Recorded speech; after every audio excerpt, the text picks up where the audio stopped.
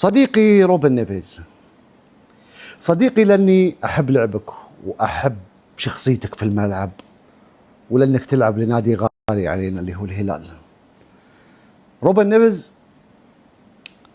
حقك انك تفاوض، وحقك انك تأمن مستقبلك، وحقك انك تطالب. هي فترة زمنية للاعب بسيطة جدا، لكن حق الهلال عليك انك لما تفاوضت معه اول مرة تعرف الهلال كيف التزم بكلمته معك، وكيف قدر كل حالة إنسانية. أنا ما أتكلم من باب إن الهلال يتمنن عليك، لا لا، هذه مبادئه. بتقول لي يا عامر أنت تعرف تفاصيل العقد، يمكن اللاعب تأخر عليه كذا كذا كذا. أنا ما أعرف تفاصيله، لكن أعرف تفاصيل تعاملات الهلال مع لاعبينهم، وأعرف إن الهلال ما عليه قضايا. حقك إن في أندية تركية داخلة عليك، حقك إنك تفكر بما هو أفضل، هذه كلها من حقوقك، نحن خالصين منها. لكن صدقني لن تجد دون تقليلا من الآخرين أو الدوريات الأخرى ما لقيته في الهلال. ومش إن معناته أن نادي الهلال نادي ملائكي، لا، نادي الهلال يقدر الناس تقدير جميل، وأنت مقدر.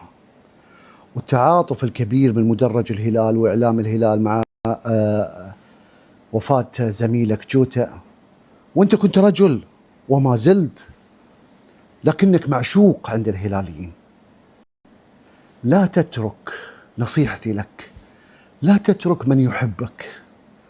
بعض بيقول لي هذا عامر تقول محايد وتتكلم، لا لا لا، أنا في لعيبة رونالدو لما أتكلم فيه عن النصر أنا ما أتكلم عشان النصر، وروبن نيفيز لما أتكلم عنه أنا ما أتكلم عنه عشان الهلال، لا. في مكتسبات في المشروع السعودي أثبتت جدواها خارج الملعب، وروبن نيفيز من ضمنهم. فاليوم حقك انك توقع، حقك انك تفكر، حقك انك تزايد، هذه كلها حقوقك. بس انا اقول لك الخروج من الهلال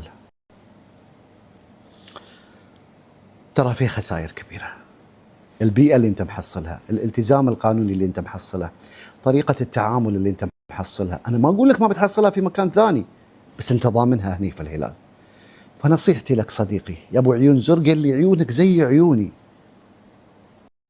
عيونك زي عيوني، وانت بعدين عيونك زرق، يعني المفروض ما تغير، خلاص انت مخلوق عيونك زرق. يعني الهلال يا رجل وقع واستهد بالله، شوف سافيتش وشوف بونو وشوف. انا ما اتمنى انه يروح، بلغتك يا